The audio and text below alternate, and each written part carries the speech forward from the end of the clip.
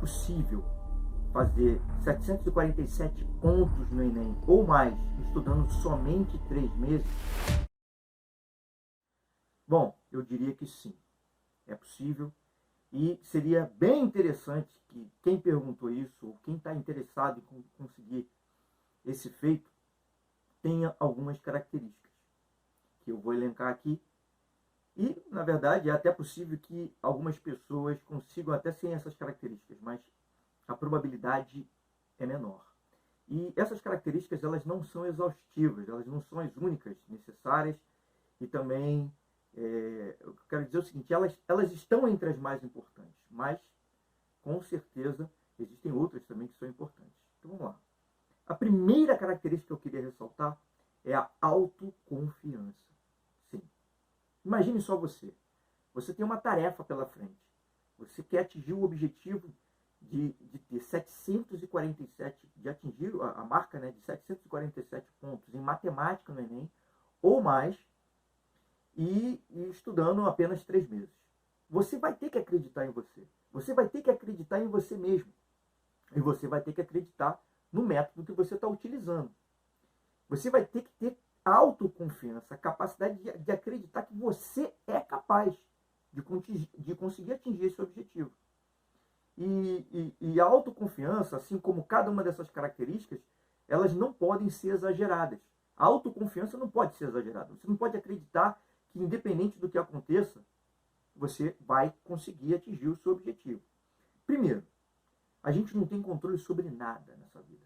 Existem algumas coisas que a gente tem pela proximidade, né, das nossas mãos, vamos colocar assim, a gente tem uma maior probabilidade de controlar, só que, na verdade, tudo depende da permissão de Deus. Por exemplo, aqui, ó, eu tenho essa caneta que está aqui perto de mim. Tem essa caneta. Eu imagino que eu vou pegar essa caneta e vou mexer ela e colocar em uma outra posição. Certo? Só que isso é uma coisa que eu acreditei antes de fazer que seria possível. No meio do processo, poderiam ter acontecido outras coisas que me impediriam de fazer isso. Mas, nesse caso, eu tinha confiança de que eu iria conseguir. E eu, assim, consegui. O medo, ele tem um papel muito importante para que você atinja o seu resultado. Logicamente que ele tem que estar num determinado nível, que tem que estar em equilíbrio com a autoconfiança. Se você tem medo demais, você não vai conseguir fazer determinadas coisas. O medo vai te travar, você não vai conseguir nem estudar.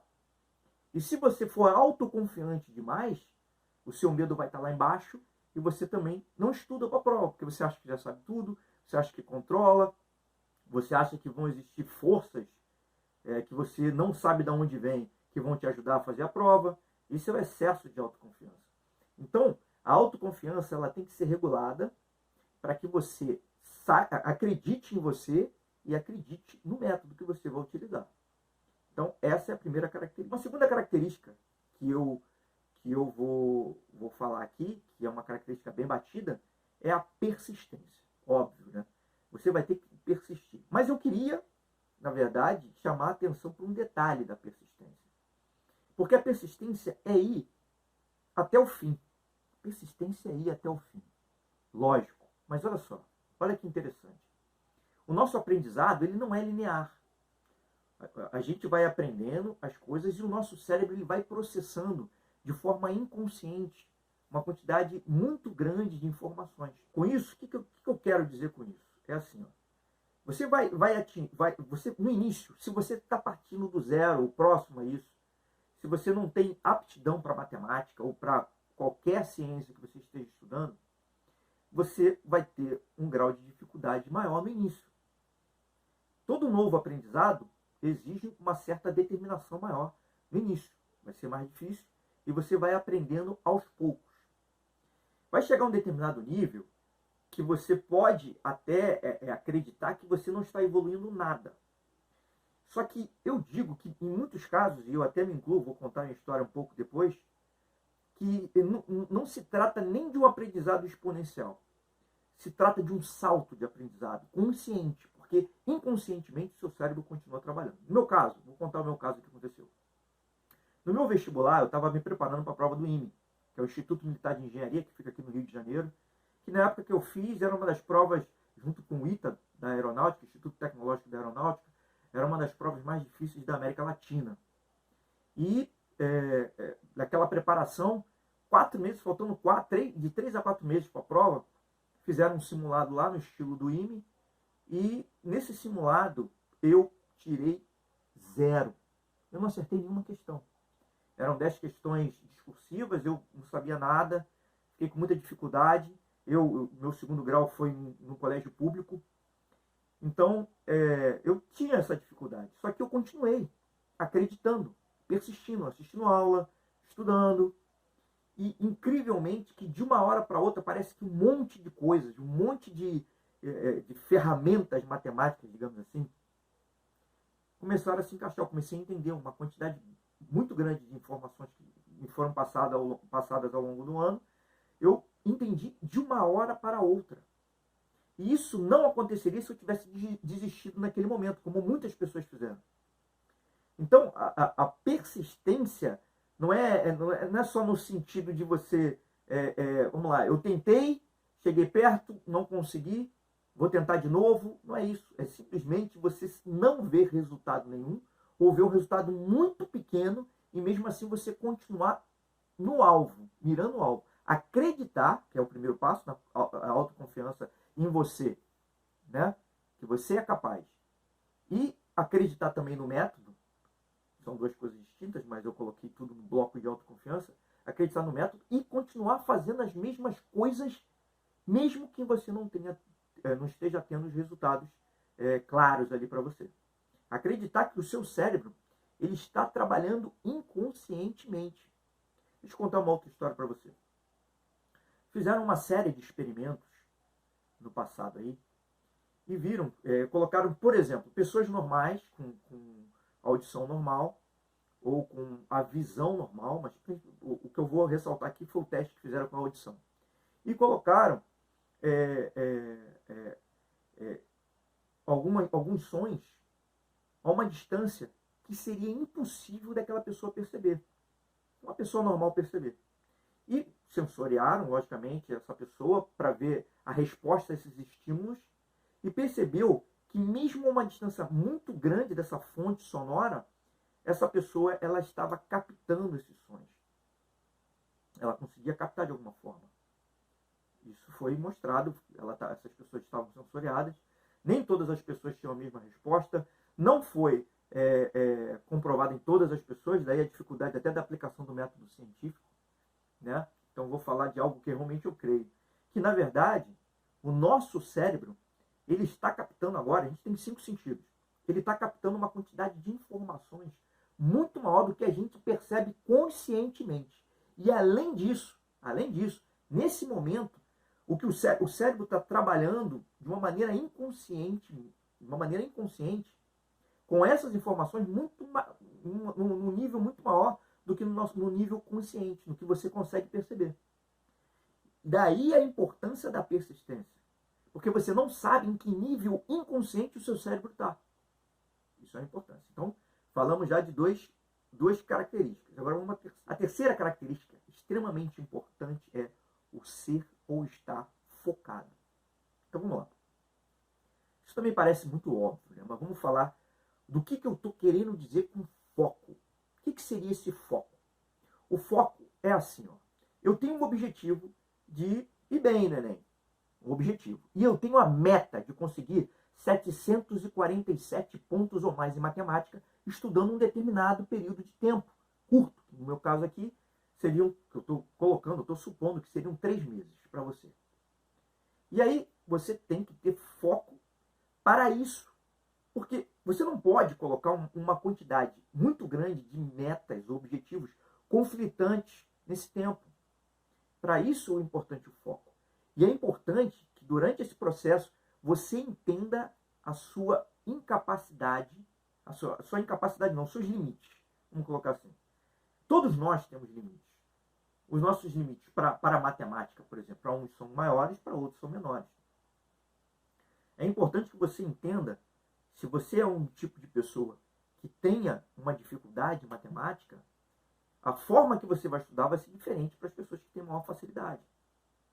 Né? De repente, os 747 pontos para essas pessoas com maior facilidade vai chegar mais fácil para uma pessoa que não tenha essa facilidade. E aí, entender esses limites fazem com que o foco seja mais necessário para as pessoas com maior dificuldade do que para quem tenha menos dificuldade. Agora, olha só, vamos lá. Todos nós travamos guerras diariamente. Dia a dia a gente tem guerra.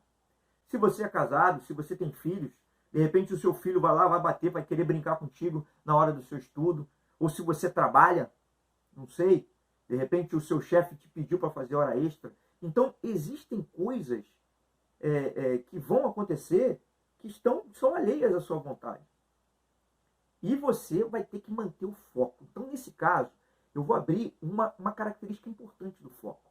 Você tem que ter habilidade para escapar de coisas que vão te tirar do teu caminho, que vão te tirar o foco.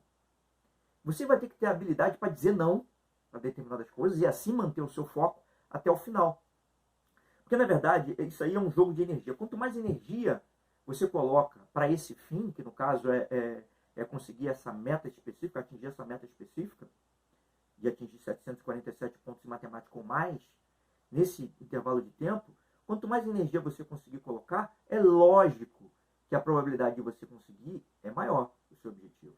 Mas o meu jogo aqui é você conseguir colocar uma energia ecologicamente, vou colocar assim, viável, uma energia sustentável para que você consiga atingir seu objetivo.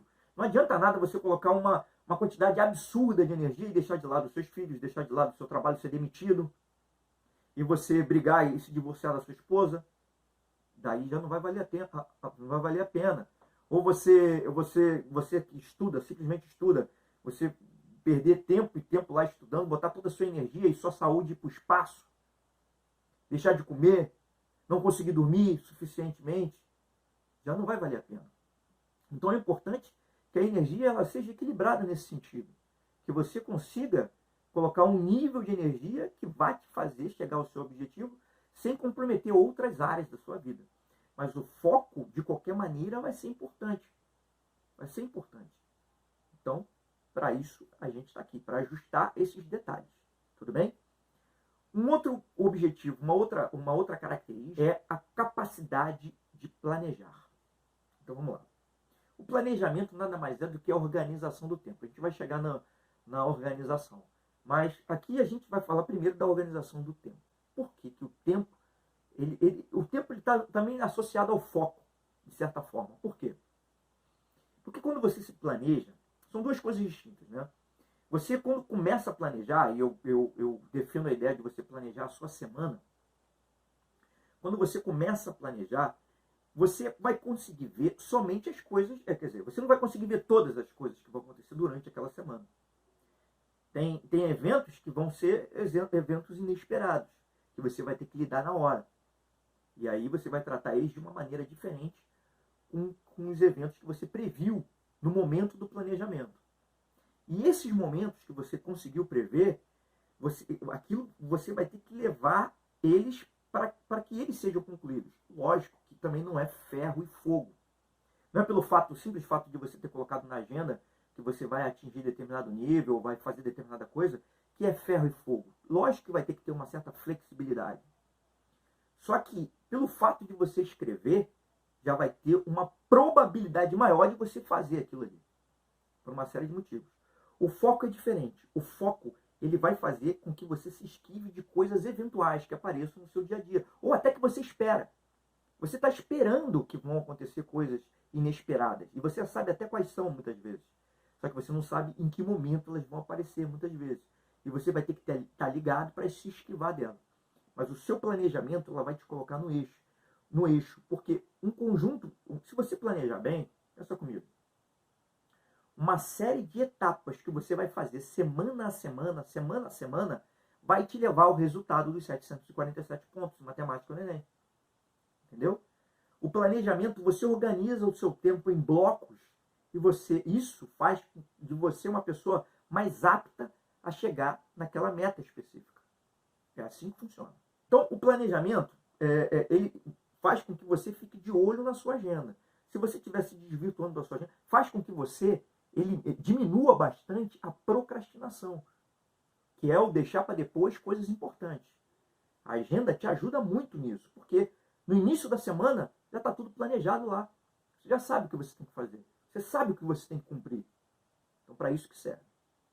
Agora vamos lá. Vamos a outro ponto. Agora é o quinto ponto da nossa lista. A capacidade de se organizar. Isso é uma habilidade muito importante. Mas essa organização agora, eu separei porque uma coisa é você organizar o seu tempo. Outra coisa é você organizar a forma que você estuda. O material, principalmente o material que você está utilizando para estudar. Por que eu estou dizendo isso? Olha só. Quando você vai iniciar o seu estudo, existe um material lá, que pode ser extenso, para você começar essa jornada. Você vai ter que separar eles para você começar a estudar. Só que à medida que você vai avançando, você tem que separar o material que você já estudou, ou que já deu a primeira passada, do material que você ainda nem tocou. Além disso, vamos lá, você tem que separar o material que você revisou já do material que você ainda não revisou. Você tem que separar o material que você teve dúvida do material que você não teve dúvida, que é fácil para você. Você vai ter que elencar os pontos onde você vai ter que voltar. Você vai ter que voltar na matéria, muitas vezes, ou seja para revisar, ou seja para entender, entendeu? Você vai ter que voltar lá várias vezes, e isso é importante. Para isso serve a organização. Se você está extremamente desorganizado, você fica perdido. Na organização do tempo, que a gente viu no passo anterior, né, eu diria que a organização do tempo é como se fosse uma linha de montagem de um avião. Você sabe onde está e você sabe qual é o próximo passo. Se você está desorganizado, tanto no tempo quanto no material, no físico, pode ser digital, né, logicamente, o material que você vai utilizar, mas eu chamo isso de físico porque não é tempo. Se você está totalmente desorganizado, isso com certeza contribui para aumentar o seu nível de ansiedade. E isso daí, como a gente vai ver mais à frente sobre as emoções, a gente vai falar um pouco sobre isso. Quando o teu nível de ansiedade está muito elevado, você não consegue colocar o seu medo no nível adequado para fazer a prova. E isso com certeza vai te desestabilizar, vai contribuir para que você não consiga a meta dos 747 pontos. Tá? Então vamos lá. Vamos agora para o sexto ponto, que é a resiliência. A resiliência. O que seria isso e por que isso é diferente da persistência? Vamos lá. A resiliência é assim. Ó. Você organizou todo o seu material. Você foi lá e elencou lá o tempo, direitinho. Teu tempo, tua organização do tempo tá ok, tá tudo ok, lá direitinho. Você já tem uma determinada habilidade para dizer não, uma determinada habilidade para se esquivar do que é ruim, do que vai te tirar do foco. Você já tem tudo isso, já de certa forma esquematizado ou desenvolvido dentro de você. Só que, mesmo assim, acontecem coisas que estão totalmente fora do seu controle. Tá? O foco, ele te ensina a justamente focar no que você pode controlar, ou que a probabilidade do seu controle, que está debaixo do seu controle, é maior. Por menos que você tenha, você nunca vai ter o controle sobre tudo, não tem como isso. Só quem tem o controle sobre tudo é Deus. Mas você também não pode, vamos lá, vou dar um contra-exemplo do foco. Eu sei que eu estou na resiliência, mas vou dar um passinho atrás aqui para falar do foco. Por exemplo, você não pode simplesmente achar, por exemplo, vai ter ou não vai ter Enem esse ano? Ou, existem medidas, o Enem pode acabar esse ano. Isso você não tem controle nesse momento. Se você não tem controle, ou você não tem controle também sobre determinadas pandemias que podem existir no mundo, você não tem controle sobre nada disso. Então, foca no que você tem controle, foca no estudo, foca em desenvolver as suas habilidades, em desenvolver as suas estratégias, né, para chegar afiado lá no Enem e fazer a prova da melhor maneira possível. É nisso que você tem que focar. E não em coisas que estão totalmente fora do seu controle. E a resiliência, ela serve para que, se você tiver uma resiliência, se você for uma pessoa resiliente, isso vai te ajudar a superar os momentos onde tudo dá errado. Você vai aceitar o fato de você ser limitado. Você vai aceitar o fato de que você não tem controle. Você é uma pessoa resiliente porque você simplesmente aceita aquilo que não deu certo, passa por cima e simplesmente continua. Logicamente, existe uma relação bem grande entre resiliência e persistência. Mas a persistência é algo que você vai ter que ter mesmo quando tudo dá errado. Quer dizer, independente se der errado ou der certo, antes dos acontecimentos, você vai ter que ser já uma pessoa persistente. Já a resiliência, não. A resiliência é tipo uma aceitação do que deu errado. Uma aceitação da sua condição. E você simplesmente se superar nesse sentido. Isso seria uma pessoa resiliente. Tá? E é bem interessante que isso em todas as áreas. Tá? Em todas as áreas é importante você ser resiliente. Independente de qual matéria você esteja estudando para o Enem, de qual disciplina você esteja estudando para o Enem, seja ela português, química, biologia, física, ou qualquer ciência humana, história, geografia, filosofia, todos esses atributos vão te ajudar para todas essas disciplinas. Para tudo isso. Por quê? Porque isso aí são princípios básicos que vão servir para te nortear em qualquer tipo de estudo. Na verdade, mais até do que isso, para qualquer tipo de desafio, de curto, médio ou longo prazo. Logicamente, os desafios de médio e longo prazo vão te exigir mais dessas características do que os desafios de curto prazo, os desafios mais simples. Mas sempre vai ser importante você conseguir atingir essas metas, quer dizer, ter essas características para atingir essas metas, tá? Então isso foi mais um. Agora vamos para a sétima característica, que eu dividi aqui em duas, que é o coeficiente de inteligência e o coeficiente de inteligência emocional. Tá? Vamos lá. Esse é o sétimo atributo. O coeficiente de inteligência, ele caiu em desuso aí por muita gente, desacredita e tal, mas é lógico que ele é extremamente importante. Né? Só que o coeficiente de inteligência, pensa comigo, você já está estudando para o Enem, naturalmente ele já vai subir. Naturalmente você vai aumentar o seu nível de inteligência. Quanto mais matemática você estudar, maior vai ser a sua capacidade lógica. Quanto mais história, filosofia você estudar, logicamente isso vai te ajudar também, vai aumentar o seu coeficiente de inteligência. Quanto mais português você estudar, mais vai aumentar o seu coeficiente de inteligência. Uma coisa que eu também queria ressaltar aqui, que é muito interessante, muito importante, é o seguinte.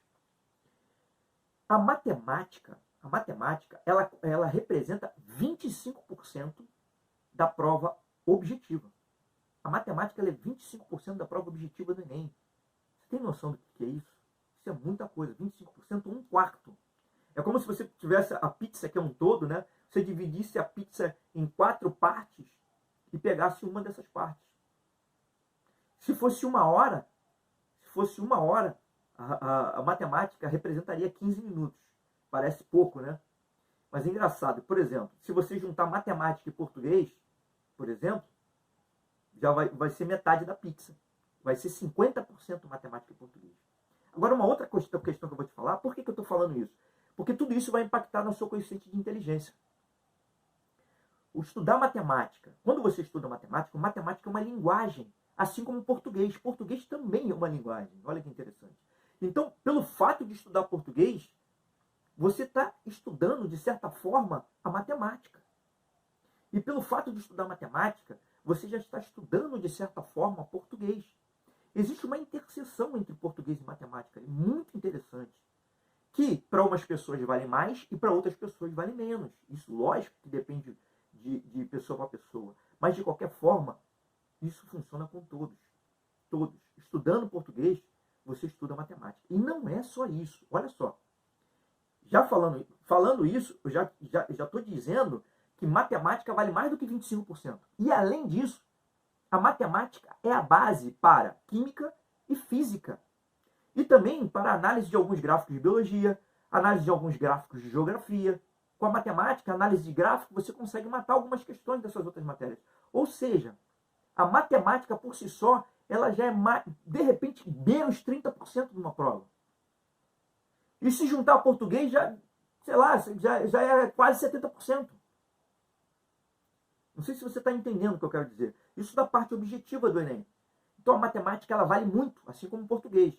Então o fato de você conseguir estar num nível de atingir 747 pontos em matemática no Enem, já te coloca já num patamar já também, já bem avançado, digamos assim, ou elevado, para conseguir uma pontuação alta em todas as outras matérias. Entendeu? É assim que funciona. E isso, quando você chega nesse nível de matemática, você já vai ter necessariamente, automaticamente, um coeficiente de inteligência alto. Estudando, naturalmente, você aumenta o seu coeficiente de inteligência. Agora, e o coeficiente de inteligência emocional? Então, falando de inteligência emocional, é você, primeiro, dominar a sua... Dominar não, desculpe, primeiro, reconhecer qual seria a emoção que você está sentindo naquele momento e você perceber que aquela emoção ela está dentro de um determinado contexto. Por exemplo, você está estudando e você chega o seu irmãozinho pequeno lá e te dá um susto. Naquele momento você ficou com medo. Foi disparado uma série de substâncias na sua corrente sanguínea que você simplesmente não pôde controlar o que você sentiu. De repente você gritou, de repente você pulou, eu não sei exatamente o que você fez com um susto. Mas a situação é o seguinte, cada um reage de uma forma, mas a emoção ela teve lá e você não conseguiu controlar. A partir do momento que você sabe que aquela situação vai se repetir inúmeras e inúmeras vezes, se é uma determinada situação que se repete sempre, se o seu irmão volta e meia vai lá e te dá o susto, de surpresa aparece lá no seu quarto e te assusta por algum motivo, você vai começar a ter uma reação diferente da próxima vez. Aquela emoção inicial, ela não vai ser a mesma depois que aquilo se repete várias vezes. Mas isso eu dei um exemplo bem simples. Da mesma forma acontece na preparação para o Enem. O que pode diminuir, por exemplo, o seu medo para o Enem? Logicamente, o que vai diminuir o seu medo é o seu preparo. Para você que é uma pessoa ansiosa, uma dica para você diminuir essa ansiedade já foi dada, que é o quê? A organização, tanto do tempo quanto do material que você vai estudar. Uma outra coisa é elevar a sua autoconfiança. Como é que você eleva a sua autoconfiança? Como é que você consegue elevar a sua autoconfiança? Simplesmente fazendo exercícios. Você começa a fazer uma quantidade muito grande de exercícios e, logicamente, vai ter que acertá-los. E isso vai acontecer naturalmente depois de um tempo, depois de você aplicar um determinado método. E aí você vai ver que essa meta dos 747 pontos em matemática se aproxima. E naturalmente o seu medo vai reduzir. Imagine só um lutador. Pela primeira vez o cara vai entrar no ringue, ele nunca lutou antes, vai lutar contra uma outra pessoa. A primeira vez dele, ele vai ter um medo muito grande. Mas a partir do momento que ele vai treinando e aquele evento vai acontecendo diversas outras vezes, aquele medo vai ficando no nível aceitável, no nível que até o ajuda o seu desempenho durante a luta.